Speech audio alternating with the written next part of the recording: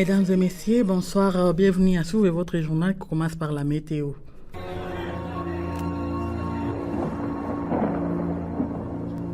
Oasis, la météo. La prévision météorologique de ce jeudi 5 décembre 2024 se présente de la manière suivante à Ville de Béni. Levé du soleil à 5h48 minutes et son coucher à 17h54 minutes. De 54 minutes, la température maximale sera ressentie à 28 degrés Celsius et la minimale à 17 degrés Celsius. Vent courant à 10 km par heure l'avant-midi en direction de nord-ouest et à 15 km l'après-midi en direction sud-ouest. Ces jours, le ciel sera péniagé accompagné de quelques faibles averses. La météo prévoit un petit risque de pluie estimé à 20%. Bon jeudi.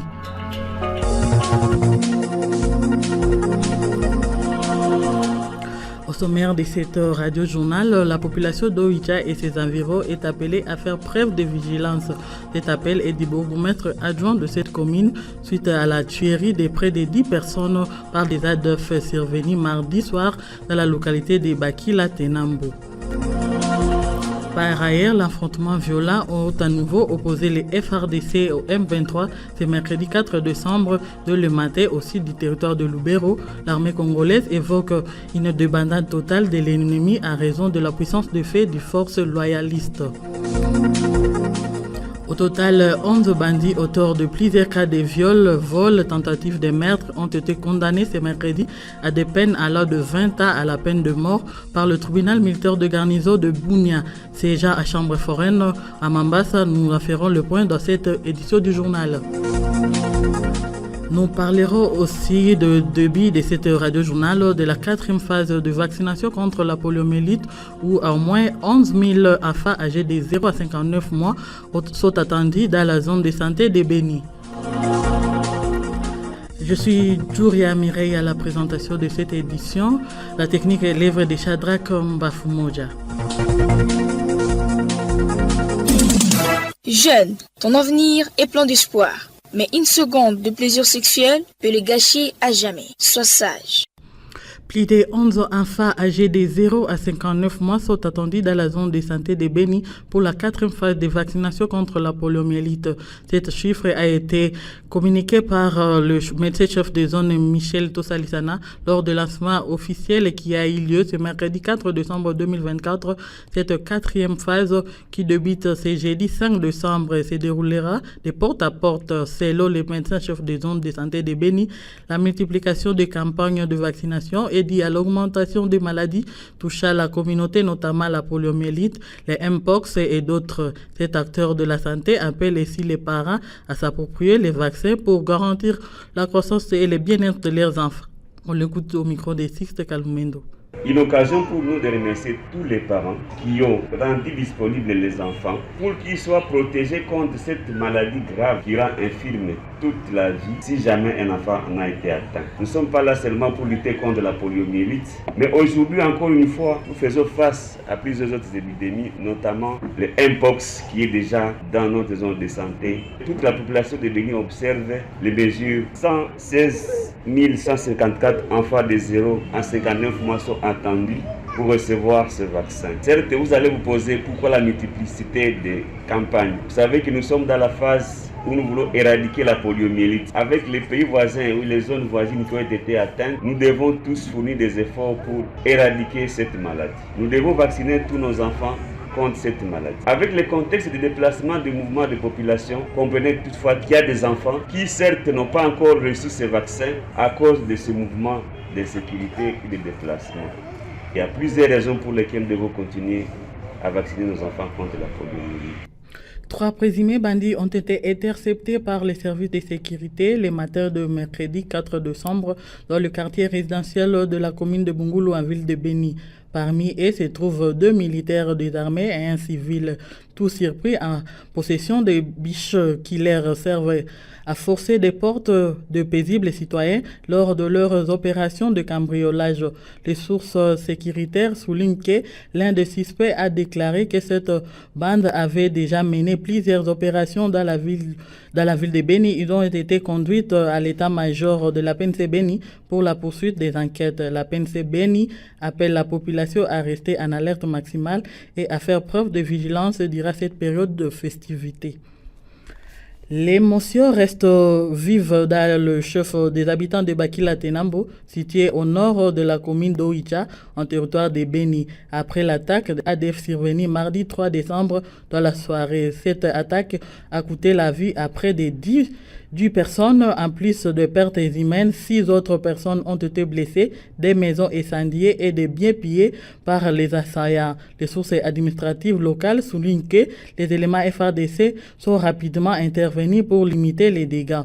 Jean Dédié Kamba, le bourgmestre adjoint d'Oicha, salue cette intervention rapide de l'armée et appelle la population à redoubler la vigilance. Il a été joint au téléphone. À partir d'hier, vers 20h, là, des fois, il y a une position militaire qui était à Tenambo, vers Kamajoué. Il a tué 9 civils pour ce moment, 3 disparus et 6 blessés. La population est vraiment inquiétante. Il y a des animaux de la basse-cour qui ont été importés. Des motos ont été incendiées. Bon, vraiment, la population a des larmes aux yeux. Jusqu'à maintenant, on est en train de suivre la situation. C'est comme ça que le secteur de Benimba, vous savez que la localité de Tenambo est vraiment collée à la commune d'Oicha. Il y a eu l'intervention, vous savez, quand il y a des débordements, c'est aussi compliqué. Vraiment, c'est stratégie. Parce que vraiment, c'est grâce à ces interventions que les dégâts seraient en tout cas plus énormes que ce qu'on a observé pendant la nuit d'hier. Ils sont venus vers l'est et rentrés toujours à l'est. Puissions tous, chacun à son niveau, renforcer encore la capacité de vigilance et d'intervention. Parce que vous voyez, l'ADF s'est manifesté, déjà il a commencé à Kainama avec l'ambuscade, il est arrivé à PK20. Cela montrait qu'il y a des signaux. Pendant ce temps, la société civile de Mangina, tout en accomplissant avec les familles touchées par cette attaque de Tenambo, appelle les services locaux de sécurité et la population civile à redoubler la vigilance pour parer à toute éventualité. Mongozi Kakule Vignati est président de cette structure citoyenne.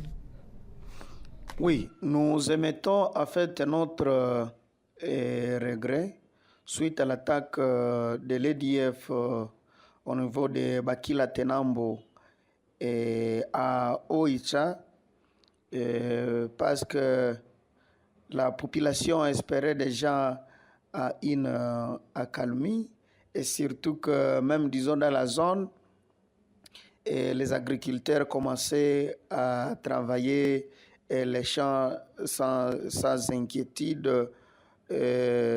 Alors c'est comme ça qu'à cette occasion, nous interpellons donc les services de sécurité et la population de comprendre dans l'ensemble que le danger est encore là. Et si nous lançons un appel aux services de sécurité de fournir des efforts et disons de rechercher l'ennemi en vue de prévenir une surprise attaque, par exemple à la commune de Mangina, parce que cette commune n'est pas loin tout à fait de la zone qui a été attaquée par l'EDF. Au niveau de la population, nous pensons que nous devons tailler une grande vigilance pour que cela peut nous aider à alerter au moment où nous constatons que ça ne va pas dans notre zone. Des nouveaux affrontements entre les FARDC et les M23 ont été signalés ce mercredi 4 décembre 2024 dans le sud du territoire de Lubero, au nord Kivu. Depuis le dimanche 1er décembre, des tenses combats sont signalés, notamment autour de la localité de Outoué, Matebe, Kassé et aux environs. Les rebelles tentent de progresser vers le nord, mais sont confrontés à une résistance de l'armée. D'autres détails avec Jérès Kassongo.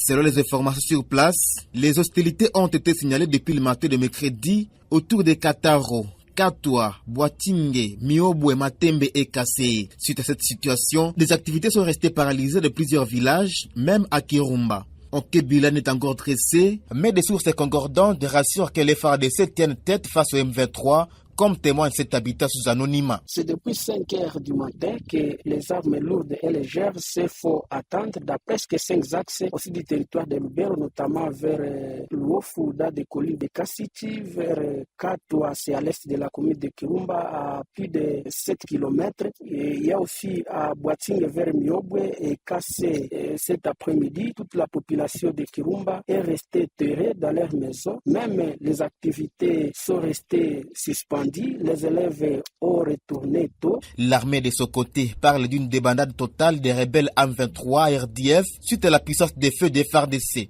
Le sous-lieutenant Rigen Mboui Kalonji est porte-parole de l'armée dans les petits Nord Kivu. Ils se sont encore cette fois-ci retrouvés devant une très forte résistance des FARDC qui était en défensive sur leur position initiale dans la stricte observance de cessez-le-feu tel que voulu les accords de Luanda. Répondant aux tirs et aux attaques de l'ennemi, les FARDC les ont mis tous en déroute. Et présentement, au moment où je vous parle, ils sont en débandade totale. Pour sa part, la société civile de Lubero exhorte les autorités militaires et administratives du pays à mettre des bouchées doubles pour empêcher la progression des M23 vers Lubero centre et au besoin reconquérir les espaces contrôlés par ces rebelles afin de permettre aux populations de regagner leur village. Un détraqué mental est mort dans les circonstances non encore éclairées ce mercredi au rond-point Cacao dans le village de Nobili, chefferie de Watalingo, en territoire de Beni. Ses mains ont été ligotées par des chaînes de vélo verrouillées par 3 cadenas. Il est mort vers 9h en plein centre de Nobili. Plusieurs habitants qui riaient ont entouré la dépouille mortelle, s'étonnant de ces décès dont on ignore la cause. Plus de détails dans ces correspondances de Fataki à Nyakanane depuis la zone. Ses corps sans souffle de vie a été identifié à M. Kayonzi, vivant avec des troubles mentaux. Tout le matin de ce mercredi, le fortuné a été retrouvé bien ligoté au bras avec une chaîne de vélo sur laquelle étaient fixés 3 cadenas. Jusque ce matin, vers 7h, les pauvres étaient encore vivants. C'est aux environs de 9h qu'il est décédé pour des raisons dont on ignore encore. Quelques témoignages recueillis sur les lieux des habitants ont reconnu l'infortuné de son vivant. Il était un détraqué mental non violent.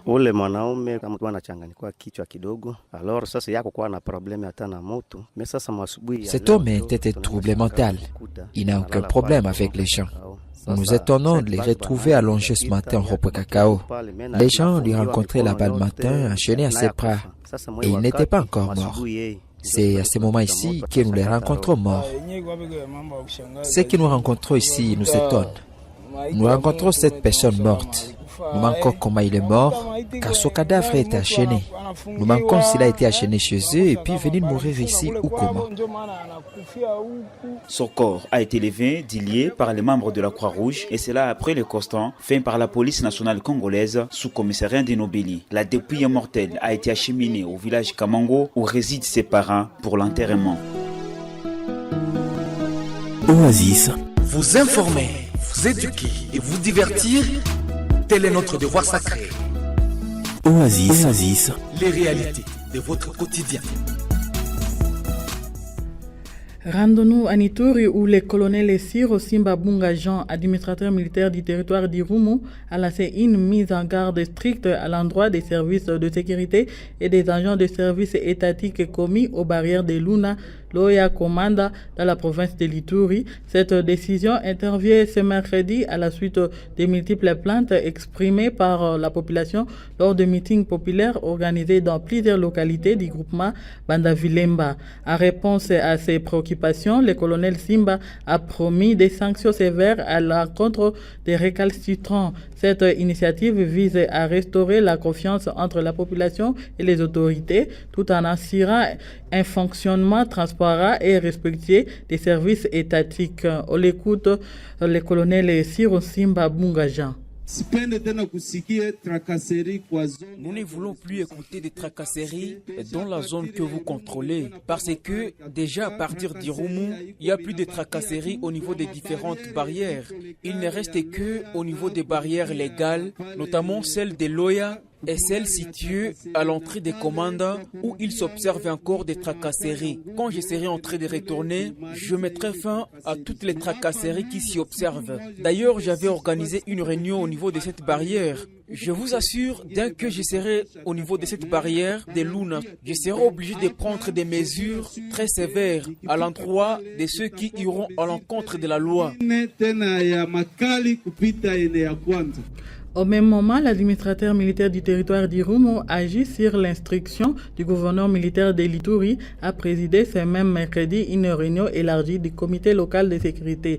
Cette rencontre a rassemblé les chefs des notables de la chefferie de Wallis et Vukutu pour clarifier les limites territoriales afin de mettre fin aux tensions persistantes entre les communautés des groupements Bandavilemba, Batangimbau et Bambuba Kisiki. Le colonel Siro Simba Bunga Jean, administrateur militaire d'Irumu, a souligné que l'objectif de cette démarche est d'éviter tout affrontement entre la population du territoire d'Irumu et de Beni. À propos des frontières administratives, interrogé par votre reporter, l'autorité territoriale a exhorté la population à éviter tout acte de violence, rappelant que seule une approche pacifique permettra de résoudre des différends frontaliers.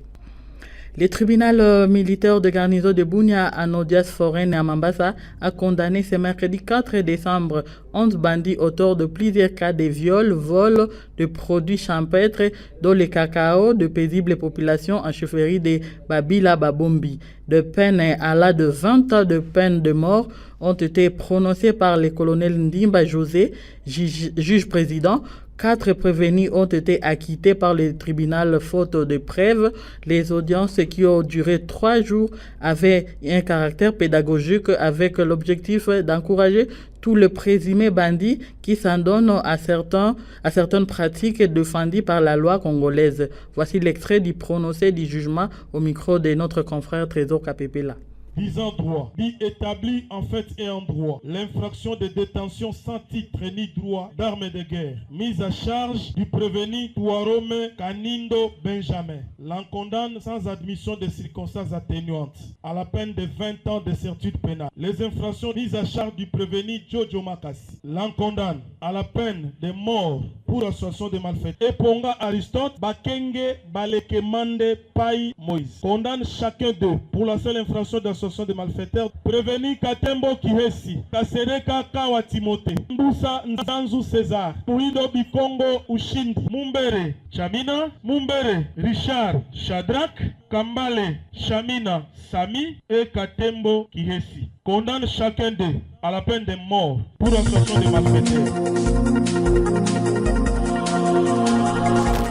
C'est avec ces sons que nous mettons fin à cette radio-journal. J'étais Djouri à la présentation. La technique était œuvre de Shadrach Mbafumoja. Nous vous disons merci et portez-vous bien.